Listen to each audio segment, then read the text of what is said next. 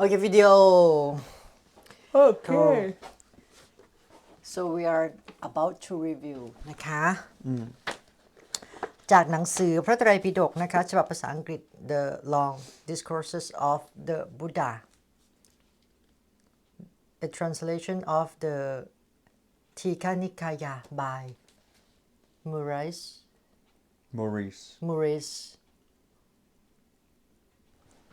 Walsh. difficult, huh? Walsh. Okay, number from the lesson 16. Mahaparinibbana Sutta, the great passing the Buddha's last day. Okay. Number 72. 72. I think, okay. Number 80. 80, number 16. Then the Venerable Sariputta came to see the Lord, saluted him, sat down to one side, and said, "It is clear to me, Lord, that there never has been, will be, or is now another ascetic or Brahmin who is better or more enlightened than the Lord." Then the Lord said, "You have spoken boldly. You have spoken boldly with a bull's voice." Bull. B-U-L-L? Yeah. With a bull. Balls. What? Bull. Bull. Bull's voice. Sariputta, you have roared the lion's roar of certainty. How is this?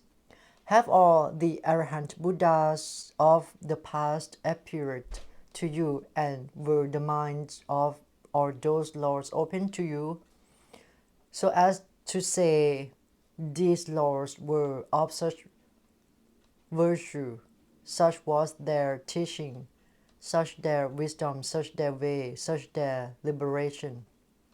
No, Lord. And have you perceived all the arahant Buddhas who will appear in the future? No, Lord. Well then, Sariputta, you know me as the arahant Buddha, and do you know the Lord is of such virtue, such is his teaching, such his wisdom, such his way, such his liberation? No, Lord.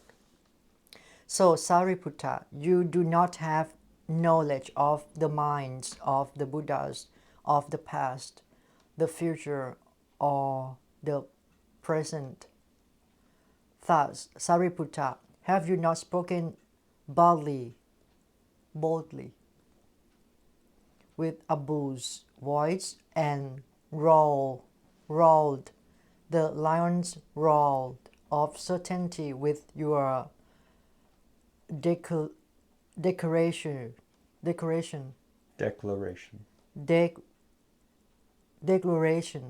Okay, declaration. Lord, the mind of the arahant Buddhas of the past, future, and the present are not open to me. But I know the drift of the Dhamma. Lord, it is as if there were a royal frontier city with mighty bastion and mighty encircling wall, in which was a single gate, at which was gatekeeper, wise, skilled, and clever, who kept out strangers and let in those he knew. And he constantly patrolling and following along a path, might not see the joints and clefts in the bastion, even such as a cat might creep through, but whatever larger creatures entered or left the city must all go through this very gate. And it seems to me, Lord, that the drift of the Dhamma is the same. All those Arahant Buddhas of the past attained to supreme enlightenment by abandoning the five hindrances, defilements of mind, and waken the understanding. Having firmly established the four foundations of mindfulness in their minds and realized the seven factors of enlightenment as they really are, all the Arahant Buddhas of the future will do likewise. And you, Lord, who are now the Arahant, fully enlightened Buddha, have done the same. Then while staying at Nalanda in Pavarika Mango's Grove, the Lord gave comprehensive discourse to the monk. This is morality, this is concentration, this is wisdom. Okay. What this chapter is talking about? Do the Buddha is disagree what he say, or do the Buddha is blaming that he is guessing the thing is wrong, or? It seems that it's a conversation between the two individuals. Right? The one comes to give praise, give high compliments, and the other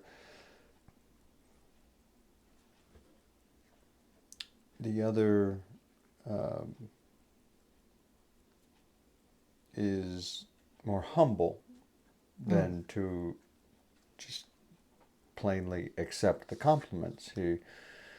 This second individual was to call attention to the brashness, the overzealousness of the compliment. To say,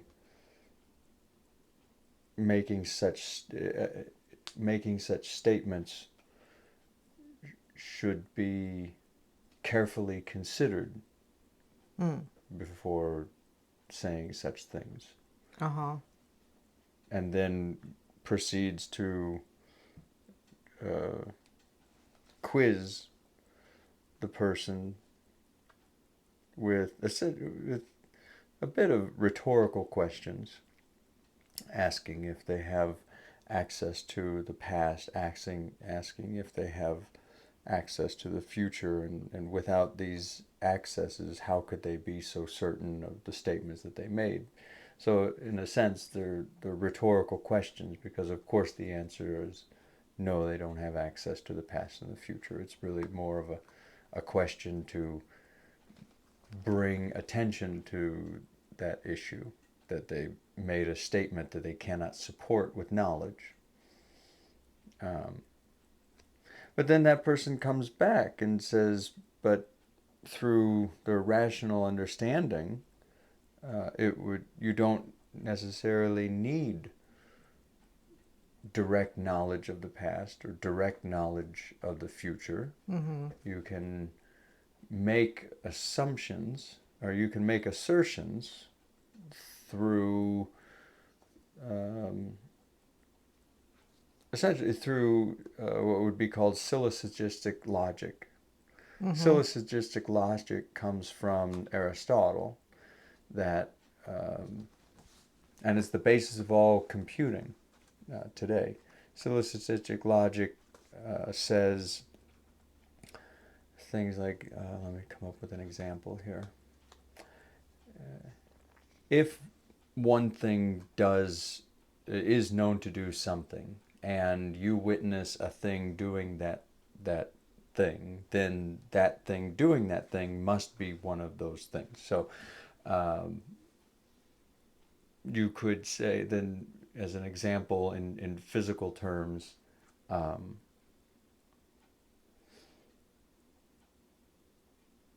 if you all, let's see, all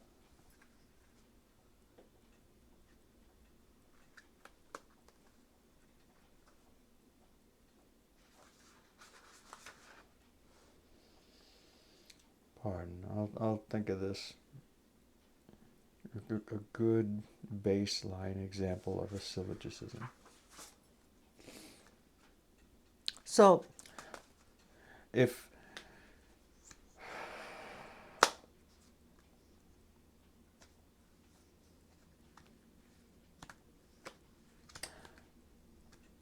stoplights, traffic lights, are red, yellow, and green. okay. And traffic is only allowed to travel when the light is green.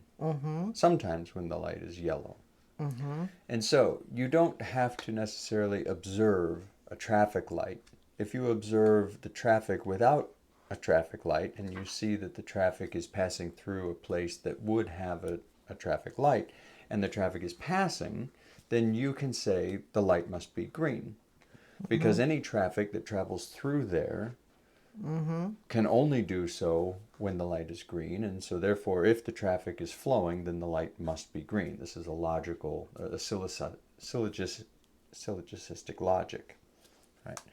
And so if you see the vice versa, if you see the traffic is stopped, you don't need to see the red light to know that if traffic would otherwise be flowing, since the traffic is not flowing, the light must be red. And so in that vein, syllogisms, this person is saying they don't need direct knowledge of the Buddhas of the past, and then nor do they need direct knowledge of the Buddhas of the future. If they perceive the enlightenment as this field, as this city with barriers, then any information that travels or flows through the gates, the knowledge, the wisdom, must go through this Lord's defense or protections. And so that would mean that anything traveling through that area would be less than the full wisdom and knowledge of the Lord that is protecting it. If they had any greater knowledge or wisdom or divinity than the Lord, then they would be the gatekeepers of the place. And since they are not the gatekeepers of the place, then they cannot be any greater than the Lord, and therefore the Lord would have to be the greatest. So it's just a conversation of rational thinking. On the one hand, it seems, be careful about making statements, proclamations, without sound logic or knowledge or reasoning to support such claims. On the other hand,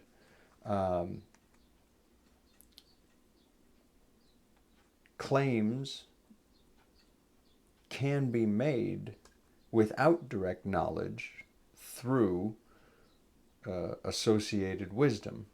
Seeing something that behaves in a certain manner, if all things always behave in that manner, then this thing must be within that behavior. It must be of that thing. So you don't necessarily need the direct knowledge in order to make that proclamation. There's no winner, there's no loser, there's no right, there's no wrong, there's no condemnation, there's no none of those things are in this conversation. This conversation is simply a... Do you think one is blaming another person No, that he is like foolish to guess what he is the way the Buddha is just because he don't understand, he really don't he don't ask the Buddha, but is by guessing or it's by his mistake? Well, let's start with the first thing though. Is there's no blame. There's no blame. There's no blame being made. Okay. There's no observations being made, and there's kindness and charity in recognizing the potential of crass behavior.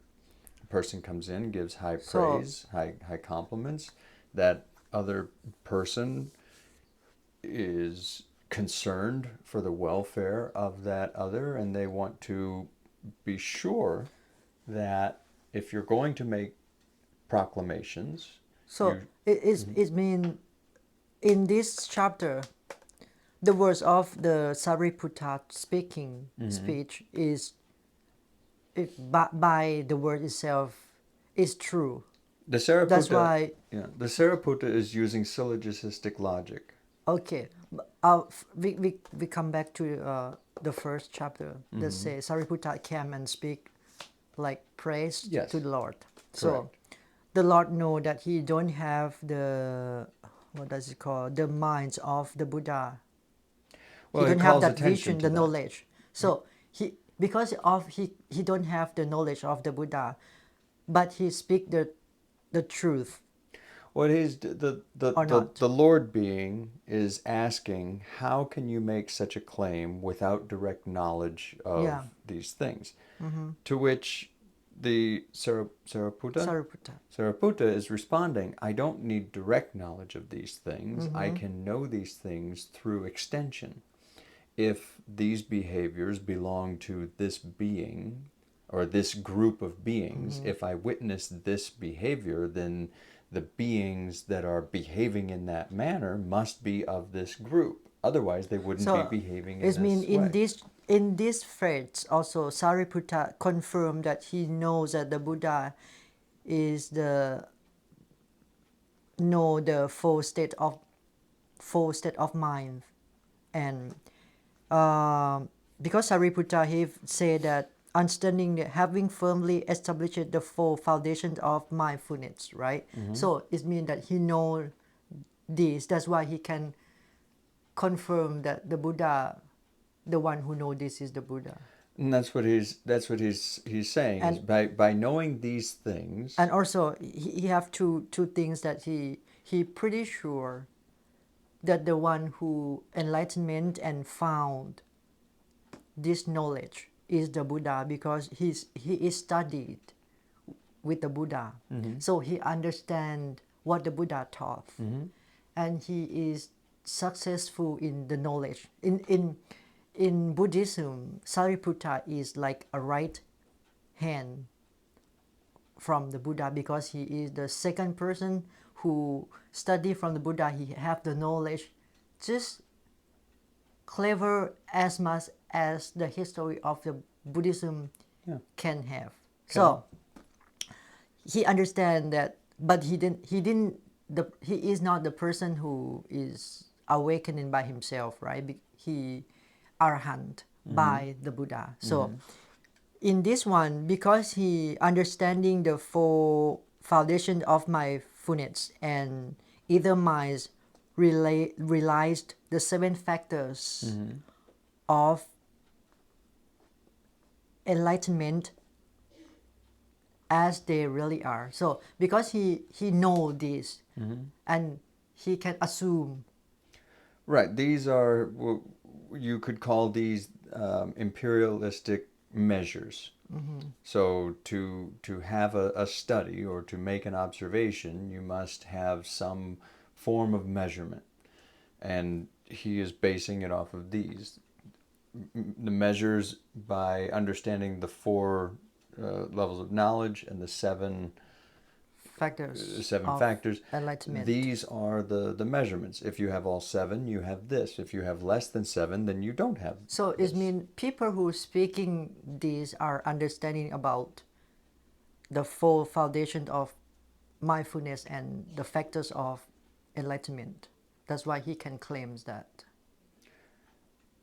Maybe not why, but how. Let's say it that way. Just like you say, your example, you give an example about the crossroad, the traffic light. Yeah. If I never know and I never see, I don't understand how the traffic light work. Correct. The system work. Then you don't understand the measure. So it means I have to understand what he taught first before guessing what the Lord the Lord. Correct. If you try to measure it that way, if you were unexperienced in the ways of driving in a country that uses the red, yellow, and green traffic light system, Okay. if you were to get into a motor vehicle and enter that space, you would not know how to proceed. You would not understand, why are these people moving? Why are these people not moving? If you first learn the measures. Measure red, measure green, measure yellow. Red is 0 or negative or stop. Green is 1 or positive or go. Yellow is neither. Yellow is an in-between state of caution. And once you learn those measures, then you can observe the behavior more accurately without needing to constantly refer to the colors. So what this person is saying, I learned the four foundations of mindfulness. The four foundations of mindfulness. It is no longer necessary for me to constantly be in touch with these four measures, because now I have internalized them. I know them. And so now I can make observations on the world based on this information.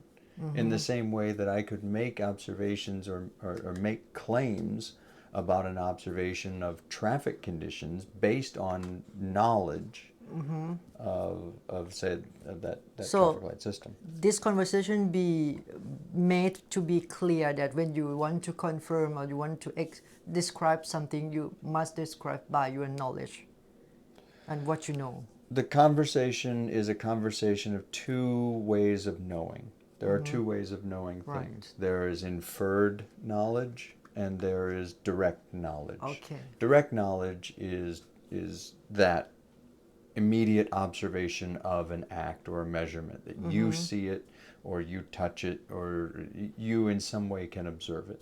By yourself. Indirect knowledge would be inferred knowledge, that knowledge that you learn based on other knowledge. I see this and I see this behavior and I know other things that behave in that manner because of a certain thing, and so I can make assumptions.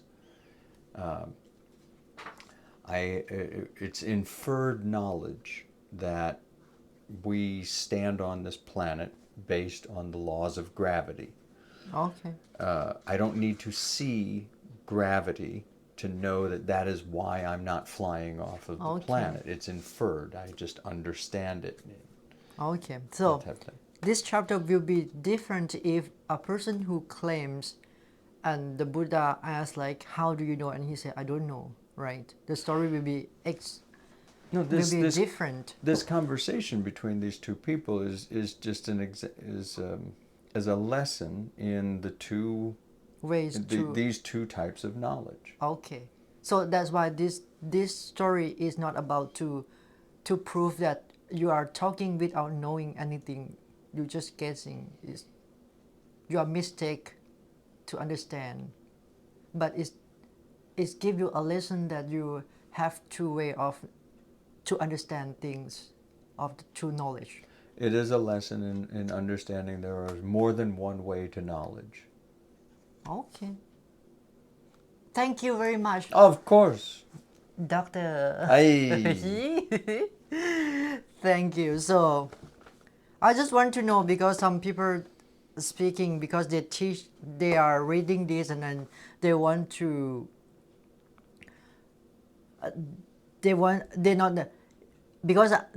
some person are reading this chapter and he explained, like, see, even Sariputta is not clever as the Buddha. So what do you think about this? Does the Buddha blaming that Sariputta is trying to be clever, or does Sariputta is just saying something that he really don't know? Well, the thing about inferred knowledge is it does require cleverness. Direct knowledge does not require cleverness. Direct knowledge it requires observation. But to have knowledge based on information that you cannot see directly requires that you have a clever mind that can associate two unassociated things and make those logical connections in order to be able to make a new statement. Okay, that's helpful very much, Yay! Doctor. Mm. สวัสดีค่ะ